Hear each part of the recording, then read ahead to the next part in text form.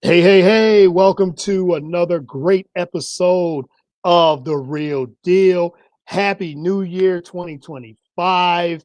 Back from my vacation, hiatus, whatever you want to call it. It was about 3 weeks. So I'm glad to be back again. Happy New Year to all those that celebrated. Merry Christmas. Happy holidays. Hope you guys enjoyed the holidays. So we got a great new episode on deck. Let's get it.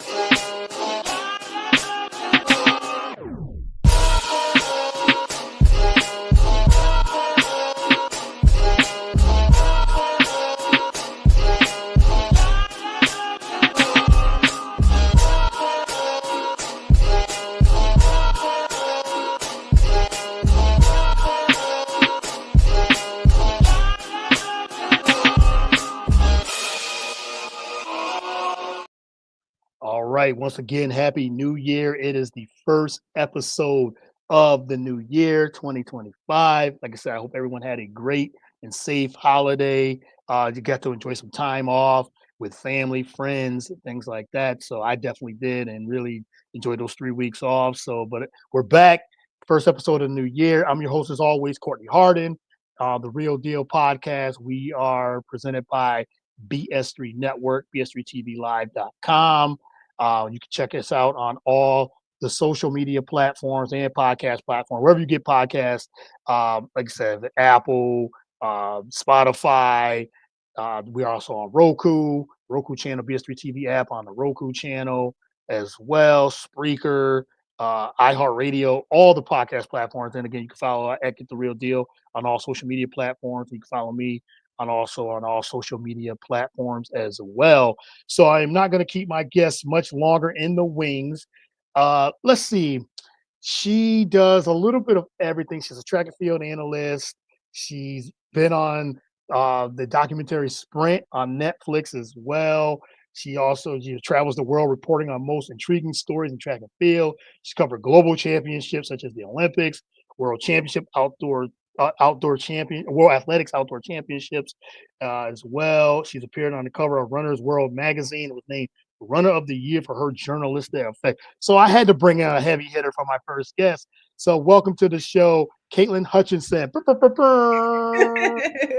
Happy That's New so Year to you. Thanks appreciate. for coming on. I really appreciate it. Of course, the intro in the beginning it really had me lit. I was like, okay, you got No doubt. that right. No doubt. Well, I appreciate you being on this show on The Real Deal. And we've been talking over the last few weeks during the break and everything too. And also, you're a contributor of Sidious Mag. Got to put that out there too. Shout out to Sidious Mag as well. So, like I said, you've interviewed a lot of different people from the track and field and in other realms too. So, we're gonna get into your career and everything too. But before that, Happy New Year to you, and how's everything going with you? And again, thanks for coming on to the show. Everything's pretty good with me, I would say. Mm.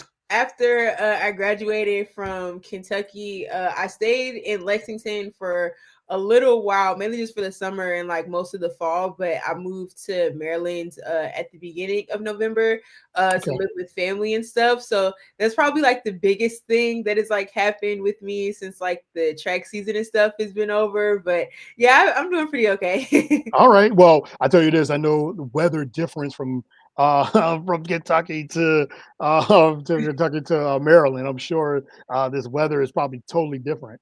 Yeah, but I'm used to it though, because I mean, I was born in DC, but I grew up in Chicago. I lived in Okay. Chicago since Yeah. I was Yeah. like 8. So honestly, besides me going to Ithaca for 4 years for undergrad, there's not a single place in this country that is worse than Chicago winter. So I'm all good. I'm prepared. Everybody else don't know how to drive through the snow, but I Yeah. learned that a while ago, so I'm good. True that, and it's interesting as you said. We're gonna get into Ithaca in a minute because I'm originally from upstate New York, so I know all Nice. about Ithaca. I'm from Elmira, New York. Oh yeah, Uh, you 45 minutes up the road. You know. Yeah, 45. Yeah, at the least 45, 35, 45 are up the Yeah, road.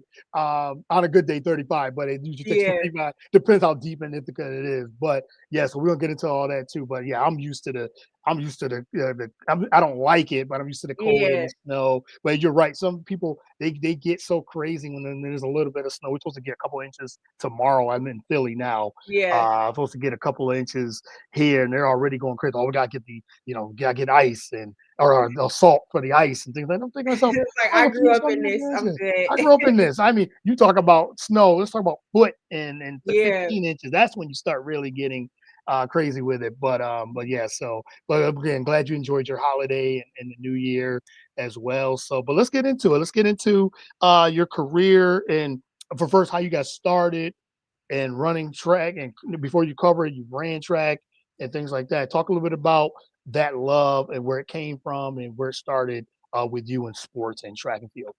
Yeah, so I started well, I was doing sports since I was like little. I don't remember what age like Mhm. specifically, but I actually started off doing like basketball and cheerleading. I was really bad at cheerleading. And all my uncles played basketball and I'm really tall, so I thought basketball was going to be the route for me, but I ended up transferring elementary schools after 5th grade, and the school that I transferred to didn't have a basketball team, so I just didn't do sports for a while.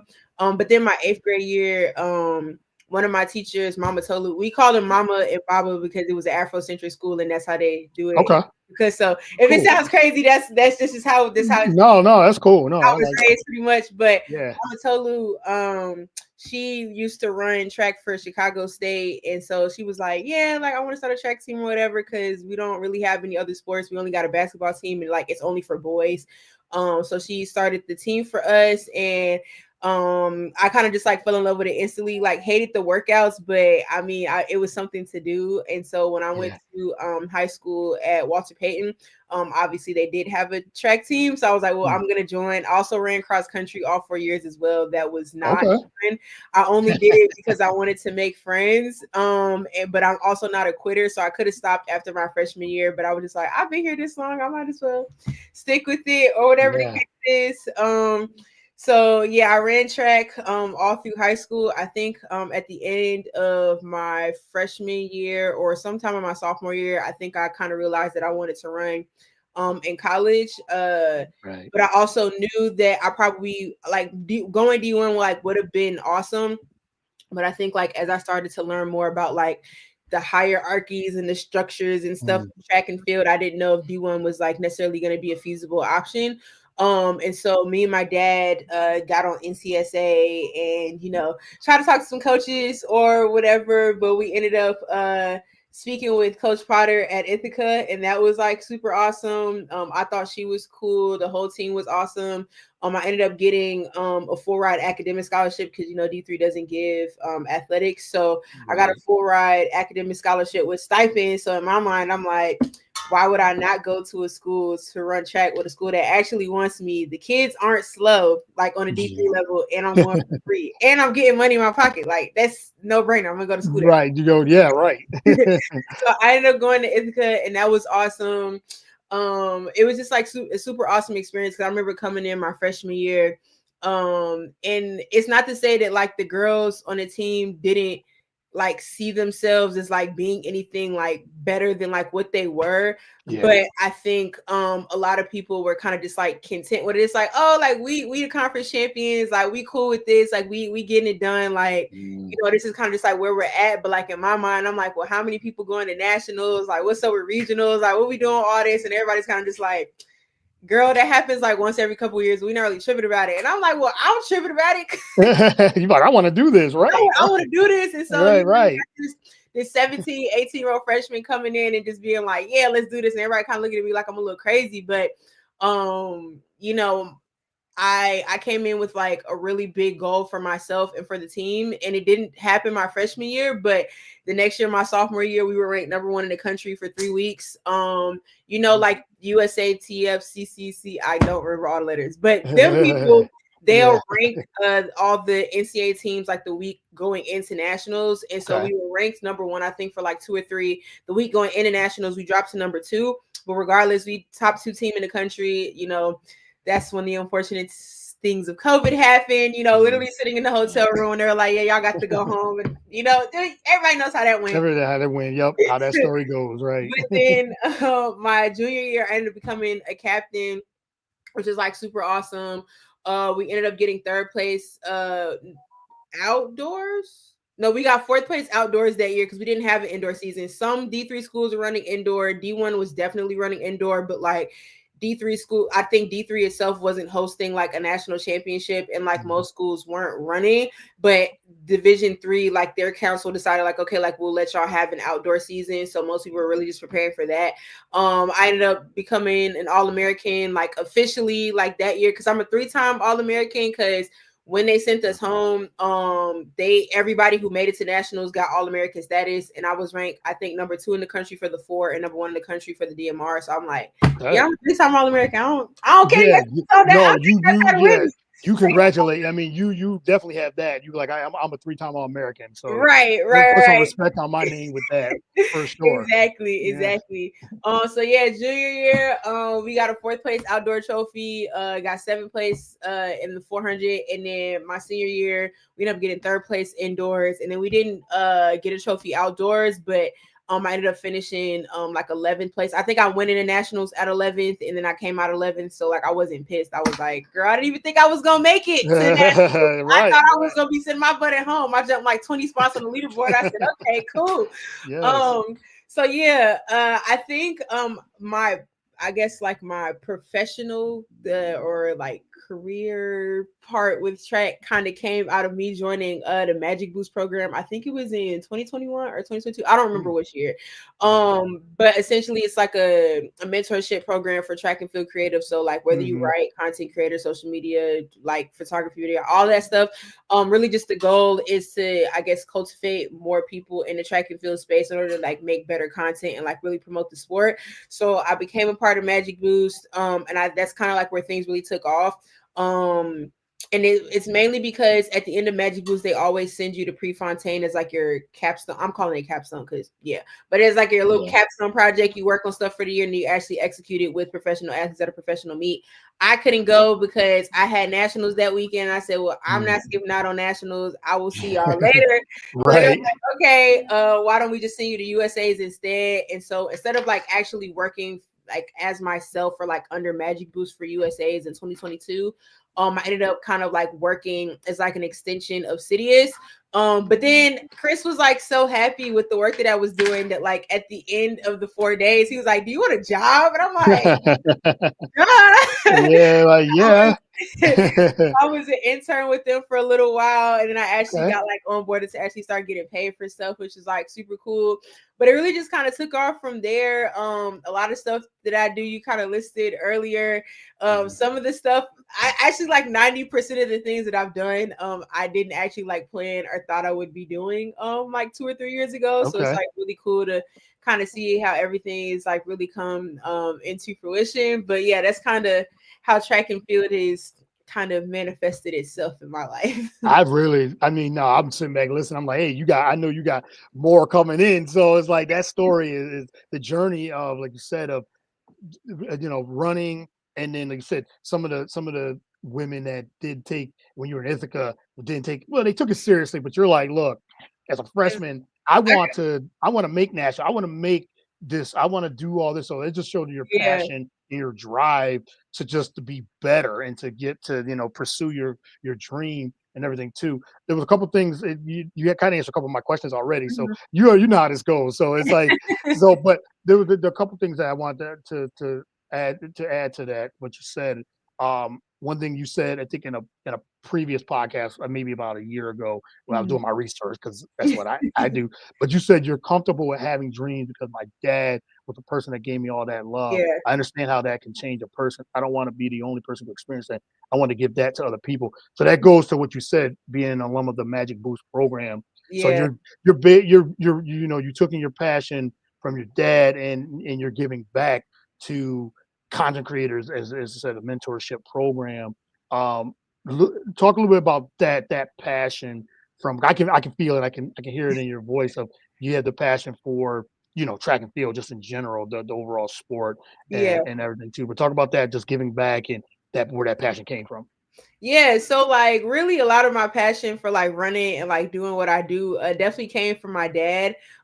He was an absolute lunatic when it came to like, having faith. Like I remember I was running summer track in Chicago, and at that point, I think I was running like 62 or like 63. I was not running that damn fast. But he went up to my summer coaches and he was like straight face, like very serious. He said, Caitlin's running 54 this summer. And the coaches looked at him like he was batshit crazy. And when he told me that, I was like, why did you tell them that? And like I would love to run like 54. I think that would be great, but like let's be like slightly realistic here. I don't think Right. that's gonna happen. Like my teammates are dusting me in practice every day. I'm a really bad overthinker. Like it's just it. What needs to happen for that to happen is not happening. But I just really admired the fact that like he always stood his ground, or like how much Mhm. he had in me to kind of just like pursue whatever I wanted to, whether it's track or anything else. And like I said, when he was like alive, I thought he was insane. But now that he's passed, it was like 3 years ago, a couple weeks ago. But now that he's passed, I'm like, you know what? Maybe he wasn't all that He was crazy. on to something, right? Just It yeah. somehow kind of just like manifested like Mhm. genuinely inside of me. And I think I really had no choice but to kind of take it on, because when you're crazy enough to go from D3 to the SEC, and Yeah. that experience was something, you can't just go into that without having like any type of faith in yourself. So he's really kind of where I get it from, and so I really just use that passion now, or I was using that passion with my major decision to go to Kentucky. I talked to him about it before I passed, but then after a couple months of like thinking, obviously got the chance to like make the decision. But I really just wanted to go to Kentucky because, one, I felt like I did my 4 years at Ithaca. I feel like I did what I had to do at a D3 level. Honestly, not really, because obviously I wanted to like break the D3 record, like be a national champion, stuff like that, and that didn't necessarily happen. But sometimes fast people skip steps, so I'm like, I don't have to achieve those things right now. Like, who knows? God will just maybe put it in my life. I don't know. We'll see what happens. But I think I kind of owe it to myself to at least explore other opportunities, since I've done what I kind of initially kind of set out to do. And like I said, that journey was something. It was not easy in the slightest. That would probably take like a whole another like 30-45 minutes. Well, But we'll do a part two with that for sure. We have to for yeah. sure.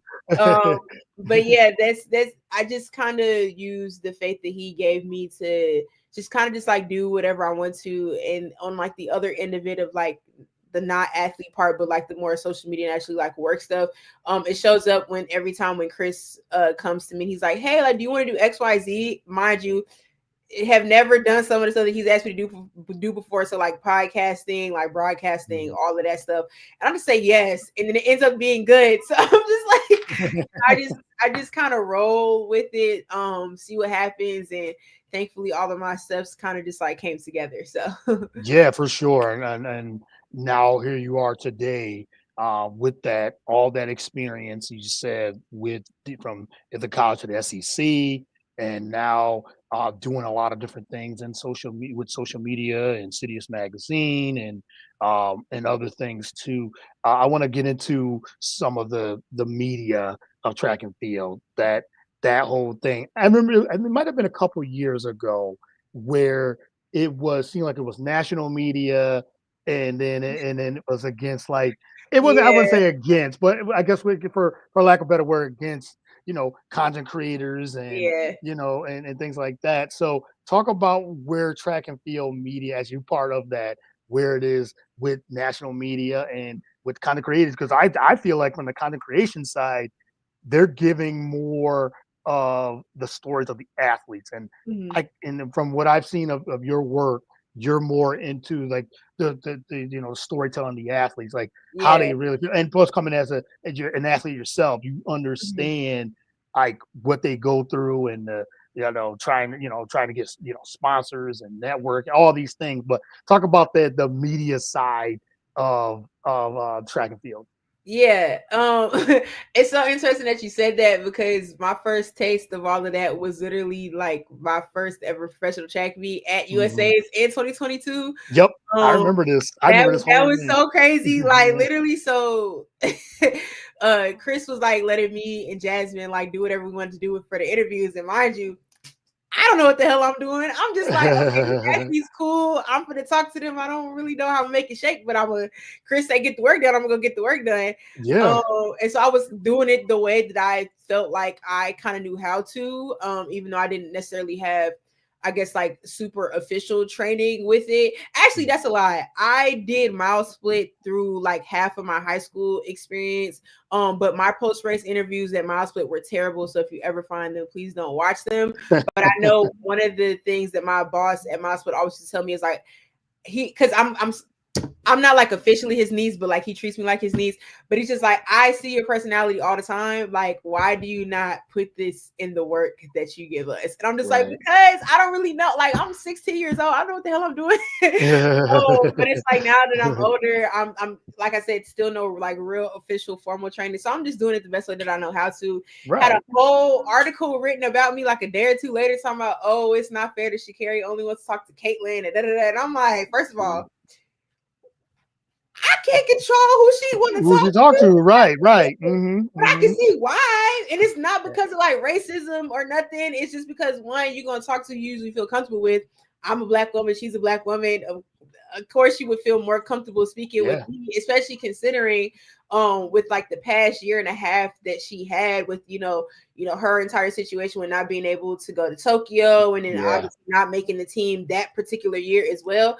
A lot of the media kind of just really demonized her and like had a lot of stuff to say and just kind of didn't really tell her story the right way. But she felt, comfortable enough and like trusted, black women a lot more to kind of like amplify her story in the correct way or the way that she saw fit. She just wanted to talk to us. And I'm confused because I'm like, I don't know what's going on. Then Chris ended up getting a text message. I forgot who he got it from, but she's pretty high up. I forgot what her name was, but she's pretty high up. She got a text message from her, and it was like Katelyn and Jasmine need to calm down in the mix zone because it's unprofessional. It's this, is that, and me and Jasmine are just like, okay, man, we don't know what the hell is going on. What's going on? Yeah, right. Really know. But Chris, one thing that I really applaud him for is the simple fact that he really like stood his ground for me and Jasmine, where he was just like, listen, I'm behind you. I'm a fan of what you're doing. I wouldn't have asked you to like do this stuff for us if I didn't have faith in you and didn't like the stuff that you were doing and if I didn't think it was beneficial. So, continue to do what you're doing. And if you get any more backlash, like come to me and like we'll handle the situation. And that's really kind of like how my relationship with him and City it's kind of taken off over like the past two-ish years.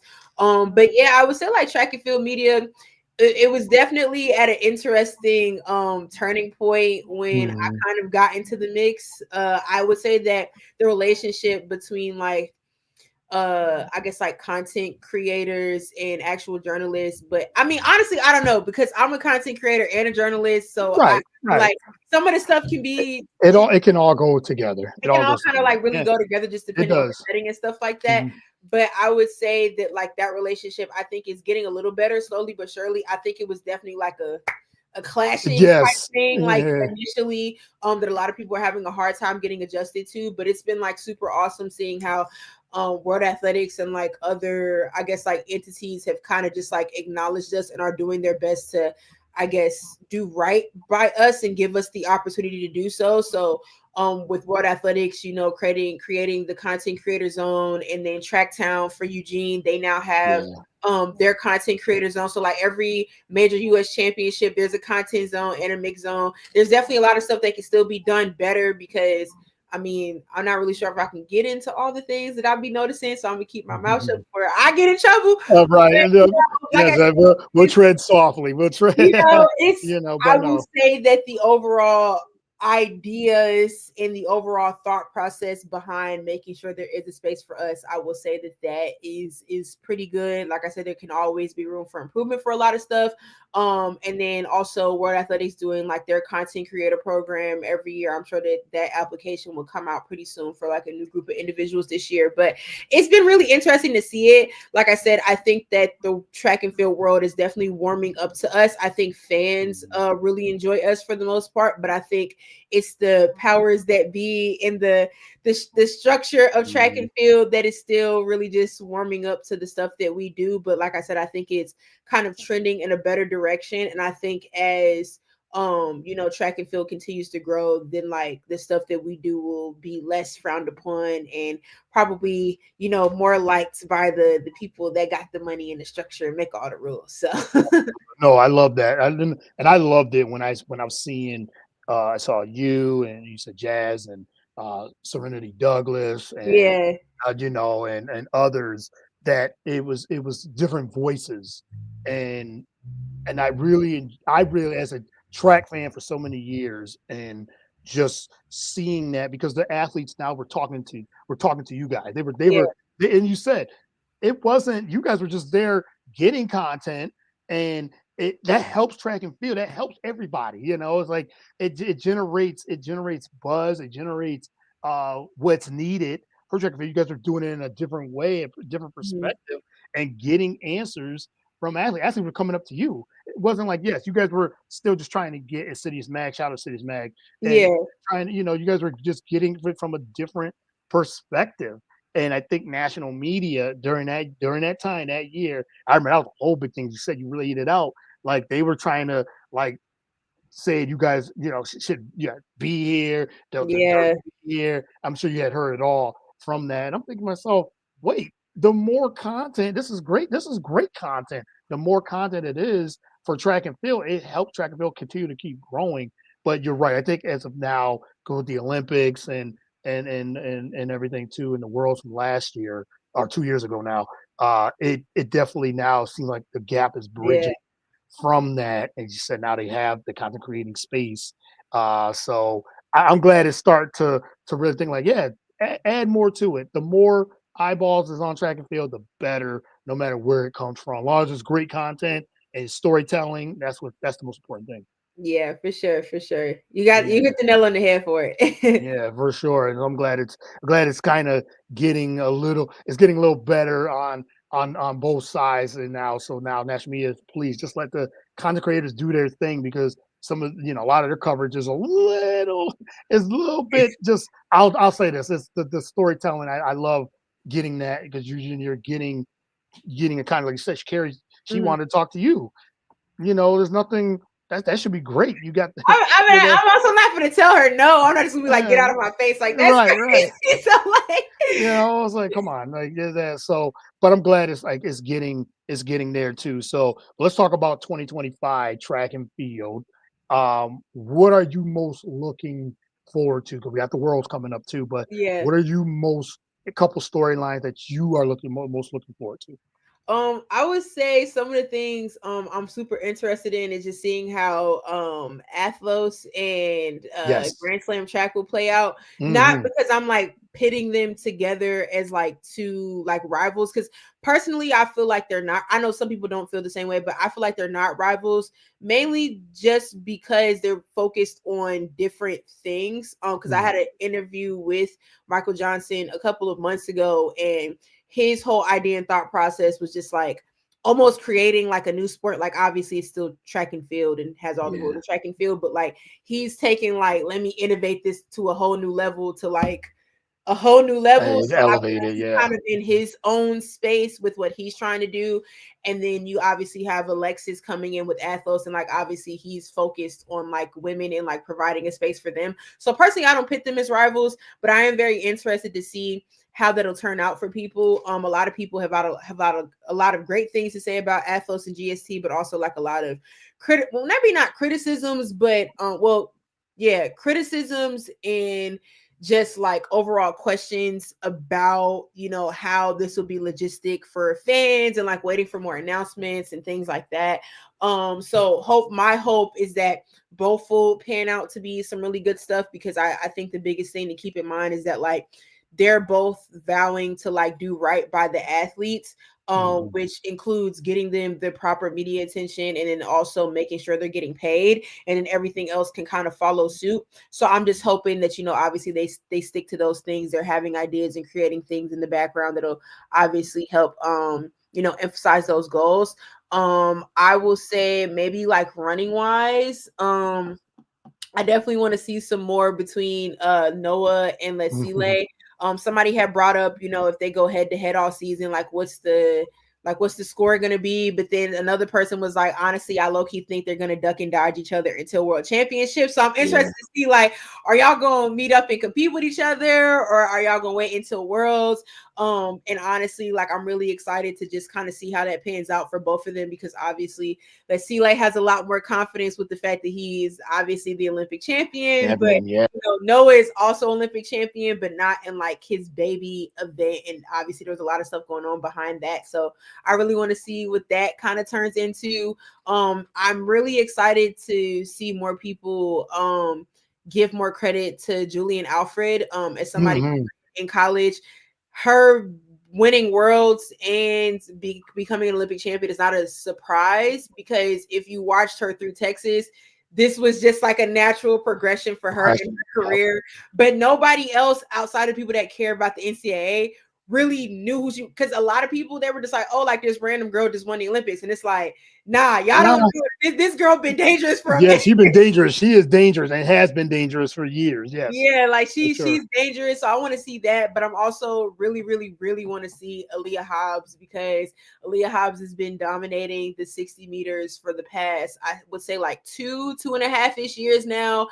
She has the American record. She was this close, but she ended up catching an injury right before Worlds last year. So I just really want to see her at least on the podium. Honestly, I can see her winning, because I do think the 60 is like really, really her strong suit. But definitely that. And I would say the last thing I would probably want to see, honestly, I don't know, there's so many like interesting, a lot of storylines. There's a lot of storylines, a lot of people who are doing comebacks, a lot of people who obviously have huge targets on their back. But then I'm also super interested in like the silent hitters as well. There's a lot of college kids who people probably haven't heard from in a while, but from some of the things that I know, they are definitely training in full swing. So I know a lot of people are focused on the ones who have, maybe announced the fact that they're officially professional with their contracts, and the ones that have moved training groups and stuff like that. But like I said, there's definitely a lot of post-collegiate kids who I know have a lot of talent and are working really hard. And the proof is in the numbers, to where like they could be some really vicious and dangerous people to kind of like shake up every kind of prediction that everybody has for Worlds this year. So those would be my things that I'm looking forward to. I like all that, because I'm definitely looking forward to the Worlds, of course. But before that, how the season is going to progress till we get to the Worlds. Yeah. As you said, with the competitions, Grand Slam track, I'm really excited about that, because it's coming to Philadelphia in May. Yeah. I know you're excited about it. You gotta go. Yeah, I want to get tickets to watch at least one day. Yeah. And also try to cover it too. I want to at least try to, for sure. at least get a credential there. But if not, I definitely want to. I'm glad it's coming to Philly in end of May, early June, which is exciting. But they've been talking about, Michael Johnson been talking about this Grand Slam track and what it can do to, like you said, elevate track and field, getting more people, more exposure, more pay, and things like that. It kind of is like unrivaled in the with the women's basketball. That was kind of like my comparison too. Yeah, for just getting the track stars, getting track and field competitors more paid and things like that. So I want to see how that all turns out, what type of season that's going to look like. And the Grand Slam track got some heavy hitters too that committed to that. So I'm looking forward to that. And of course the indoor season, which is starting real soon. So just to see how that transpires all the way into the summer. So I like all the things you just said about that too. So just got a couple more before I let you go on this Sunday evening. Is coming up, but what's next for you in this season on a professional level? What you got coming up? What you can announce? What are you looking forward to on a professional level in 2025? I feel like I probably have a super disappointing answer.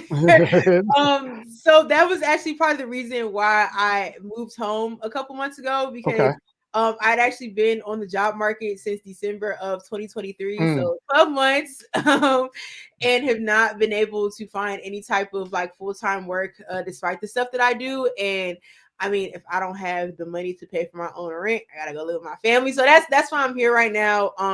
I'm still just kind of on the job market and like Okay. navigating how that'll be for me, because I did have a couple people ask me like, what are you gonna do for the 2025 track season? I was like, well, girl, if I don't got no money, I'm gonna be in my crib and I'm gonna be sleep. So Yeah, I'm really right. just, Yeah. I'm really just trying to figure that out, see how that goes. So honestly, I really don't have any answers, because I really just been trying to like I guess like really navigate that space for myself, because if I'm entirely honest, I would say the past 12 months have been like super rough because of, Yeah. like losing my confidence in terms of like not being able to find a job despite everything that I've done.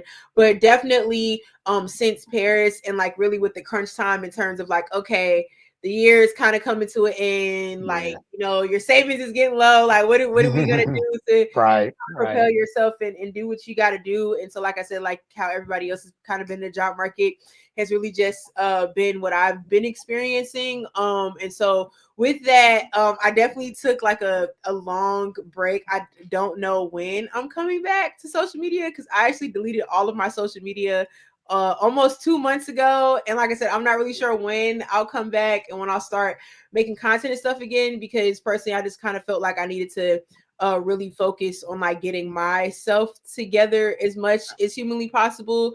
So until I figure that out, I'm not really sure what's gonna happen in 2025. Everything hasn't been it's that bad though. Well, it has been pretty bad, but some good stuff has kind of came out of it. So I have a short-term contract position right now. Can't really say with who as of right Okay. now. If they keep me, then I will tell people either who I Yeah. or I will Yep. tell them what I'm doing and won't tell them who I work for, because it's not that I have an NDA, but like it's the stuff that I do. If y'all know that it's me, it's gonna be like, well, now I'm looking at it as you, and you need to be looking at it as like what I'm doing behind the scenes. Okay. All right. But yeah, I have a short-term contract with a particular company right now. But it ends at the end of January. They've expressed several times that they want to keep me past January, but it all depends on like budgeting and stuff like that. So they have to have their meetings and come together in February to see whether or not they can keep me. But I've still been kind of on the job market up until that kind of is told like a yes or a no, because I think it's silly if I just wait, because then I'm February gonna come and be like, girl, you still don't got no job. I'll be like, I don't know. So yeah, Yeah. I'm just kind of waiting to see how that goes. But as of right now, no plans to do really much of anything. I'm really just kind of waiting out the next 3 weeks to see if Okay. this will kind of pan out into something. But if it doesn't, then I don't know. No, but it's you're right. Job markets and just especially in this space is tough because there's been layoffs. There's Yeah. in all for journalism and I've with applied to like 500 jobs in like yeah. the past 12 months, and I've only received rejections. I got a rejection email today too. I got denied from Target at like 2 a.m. on my birthday. Like Wow. it's been pretty bad. So Yeah, I'm it's rough. I mean, it is rough. It is, and I know that from just in general, just in with not even just like I said, journalism and media, but in the job market in itself, yeah, it's been really tough on a lot of people. So, but I'm sure I'm for sure you will get on your feet and have something in the near future. So, fingers are crossed. yeah, yeah, for sure, for sure. So, all right, the last two, like you said, you've done like some global championships, and what would you say is your best or your favorite moment covering track and field? My favorite moments. I feel like there's so many. It don't have to be one; it could be a couple. Okay, okay. Yeah. Because I'm really trying to think. I feel like I've done like so many like interesting things. Okay, Hmm. I would say one of these at the top of my list. And I think it's just because it was within my first year of like doing all of this, and I just felt like, oh my god, like y'all want me to do this. But at New Balance Nationals Indoor in 2023, they wanted me to do the in stadium announcement for Sydney McLaughlin, because I think Mm, like she comes to New Balance, says hi to the kids, and then goes about her business yeah. as she should. But they were like, oh, like we want to like introduce her to the crowd, and they were like, do you want to do it? And I'm like, Yeah, Of yeah, course. yeah, of When I course. got introduced to Go, and so I Yeah, yeah. crowd like it was so sick like doing that. Mm, So I would definitely say honestly I think my entire experience around New Balance Nationals Indoor 2023 was crazy because that was my first time doing like any live broadcasting, okay. any in stadium announcement. Like I have a pretty popular video from there too. Like there was a video I had on my TikTok of like me beating Chloe Bailey that year. So I would say like that experience, that entire like 3 or 4 days is definitely like at the top of my list in terms of like track and field highlights. I know it's not a professional track meet, I No, know it's high that's schoolers, but it was just the way, like I said, like Chris was just like, "Do you want to do this?" And just figuring out that I had more talents that I did than before, I think was just what made that entire weekend like so much fun and like so much more special. I mean, Sidney McLaughlin, Lavroni, um, the GOAT. You know, what more can you say? That's Just definitely like what you she said, is. that Yeah. experience is that you said, but that experience right there just shows how much, how much you have already done. And except even moving forward, continuing with that, with that, all that kind of creation and journalistic background that you have. As I said, you are definitely going to have something because you're too talented, too good not to be out there and really putting your stamp on track and field. We're to help elevate it even more to where it's going right now. So yeah, that's for sure. Last one, I got to ask you about Sprint and your appearance on there, and Yeah. how did that all come about? That was the Netflix documentary series. If you guys haven't seen, it's 2 seasons. You haven't seen it, definitely watch it, especially if you're a track and field fan or if you're a documentary fan. Definitely watch that. How did that all come about? Your appearance there, and which season did you think was better, one or two, as well? So how did it come about? So honestly, they went to my boss Chris first. So they were like, Mhm. yeah, like, do you want to do it or whatever the case is? And so I think he was saying that like they asked him like if he knew like any other people that were like well versed in track and field and like could give, like obviously, I mean, you know how Chris is. It was just like, do you have Yeah. anybody else that could do the same thing? Like we want as much Hmm. knowledge behind the sport as possible. So then he suggested me. But then I was like, okay, I want to do me and Jasmine because what I look like not bringing my big sister along with me to do this. Right. Right. Yeah. Then they literally will they travel to like several meets and stuff to like gather content obviously for Sprint, and then they would kind of coordinate with us to see if we would be there as well. So like if we were, then they would take a couple hours out of a few of our days and then like set up and shoot with us and stuff like that. I think they were with us at USA's Worlds. They did some like Zoom stuff, like Zoom in-home stuff. That's really the stuff that like popped up like on Netflix. They didn't really use any of the other content that they got from us. They mainly just used what they got over Zoom or whatever. But yeah, that's really how that like came into fruition. It was pretty cool. Okay. Like Yeah. I didn't use all the other content. I do think it was like just a fun experience to like have like, you know, producers calling you, be like, hey, like, can you show up here and here? And then Hmm. getting cute Yeah. and then sitting down and like knowing that you're getting recorded to like be on a major streaming platform. So that was like super cool. But yeah, it was like really dope. Like seeing myself in it and like hearing my voice. It was crazy because Yeah. people that I went to undergrad with, they messaged me and they were like, girl, is this you? And I'm like, Yeah. Yeah. That's me. Yeah. That's me. um, and I would say for me, I personally think season one is better, only just because I felt like season two was just a little bit rushed. I think there's a lot of things that I would have liked to see a lot more of. I understand why it was rushed because it was like, okay, season one did so well. The Olympics is Yeah. right now, so like we got to release it when like while it's hot.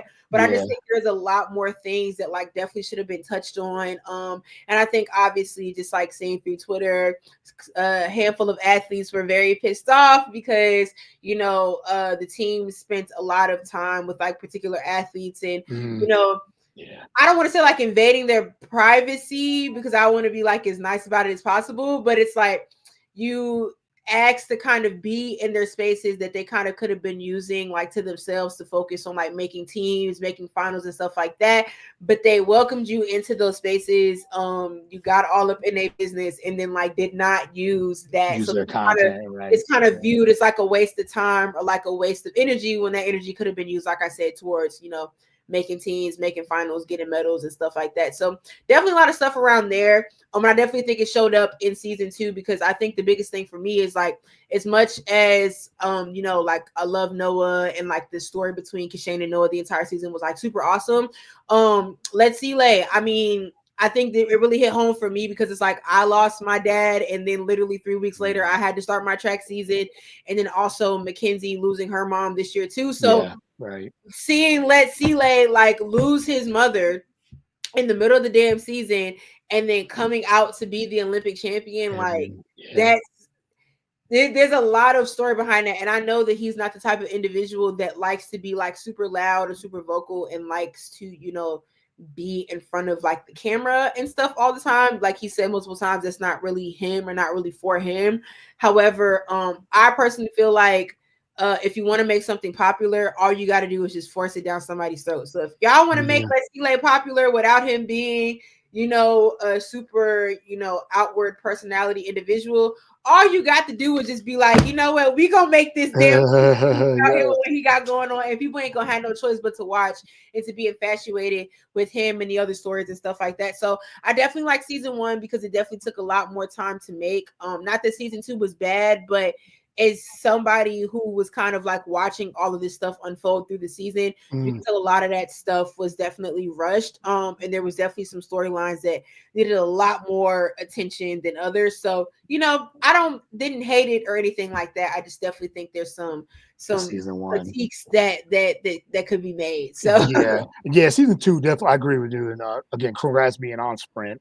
And but I think season 2 was a little rushed, as you said. It was the Olympic year, so they try to get all that content out. But they could have tapped in so much more on yeah, season 2. And I heard that there was a lot of criticism about, well, season 1 and 2 was too Noah Lyles forward. But yeah, I'm thinking to myself, okay, Noah Lyles, he loves the camera, he loves mhm, the attention, things like that, deservedly so.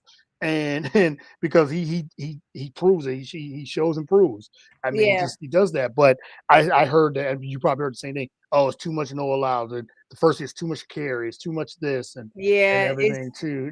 So they had all that, but you got to have people that are, when you have these type of shows, you got people that are engaging, people that who want to talk, who Yeah. want the cameras following them, who are engaging and things like that. So you gotta have it. Others, they don't do it. I mean, even Mhm. Fred Curley, he's not a guy that really likes to be in camera, but he was saying a lot in Yeah. that. So so they I think want that.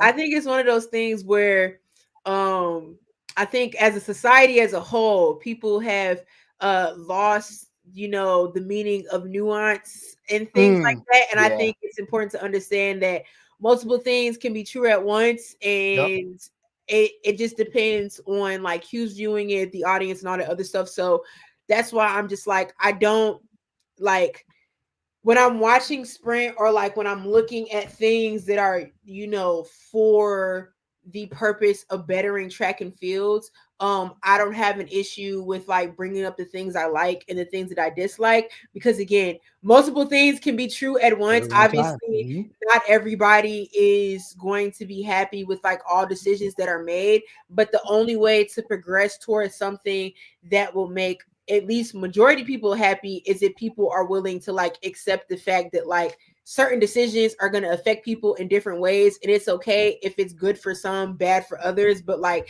those discussions have to be had in order to create a product that is going to benefit as many people as possible.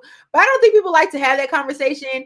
They And don't. as I've learned through all of my time in college, sports is a microcosm of society, and that's a problem that we have with society as a whole. So of course it's happening in sports, and of course it's happening in track and field. So I kind of just sit back with my sociological eye and my 3 degrees, and I just kind of watch stuff unfold, because I'm just like, if only y'all could just have the critical thinking skills to understand what's unfolding and all of these conversations, then we would all be able to live happily ever after. But people are insane, so that doesn't work out too often. That's so true. And that's well said. And we're going to end on that note because that was very well said. So, but Caitlin, it was a pleasure meeting you, pleasure talking with you. Thank you for, again, being the first guest on the 2025 Real Deal podcast edition. Really appreciate your time. Thank you again. And again, like I said, many blessings and you for, for the year, the rest of the year, getting something out there. Like I said, they need that voice. They need your voice. I really believe they need your voice in this space, journalistic space of track and field. So again, many blessings to what you have in store and in the future as well. So I know you said you wiped out a lot of your social media for now, but where can someone, if they want to reach out to you? I know you're on LinkedIn, and that's the one. I know that's one space that you're at. So Yeah, I still got my LinkedIn active. So if y'all search yeah, up Katelyn Hutchison, I have an MS next to my name for my master's degree. So y'all yes. can find me there. If I decide to come back to social media at some point in time, like I don't know when it's gonna be. Most of my handles all follow a similar thing of KX Naomi. So yeah, whenever I come back, y'all can find me there. But until then, catch me on LinkedIn. Get you on LinkedIn. LinkedIn is interesting because LinkedIn's starting to get like, you get jobs and things like that, but you can get connections on LinkedIn. It's starting to get up there because, as you said, social media can be a cesspool a lot, Yeah. especially Twitter, especially X, Twitter, whatever you want to call it. That's starting to become that. And I know there's other new ones now. Mm-hmm. Instagram. I still like Instagram for what it is. Twitter, I only use it for the podcast for the most part, Yeah. but it could be something with a lot of different things. But LinkedIn, that's where it is in a lot of ways. So, but yeah, so Katelyn Hutchison, find her on there on LinkedIn, and again, track and field. And just when you get that job in that position, um, I'll definitely got following. So for sure. But again, thanks for your time. Really appreciate it, and enjoy the rest of the year. And we got to do this again for sure. Of course. Thank you so much. I really appreciate All it. right. And so you can find me on all, like I said, social media platforms, podcast platforms, The Real Deal with Courtney Hart. Until next time, as always, everyone stay safe and enjoy the year and Happy New Year and God bless.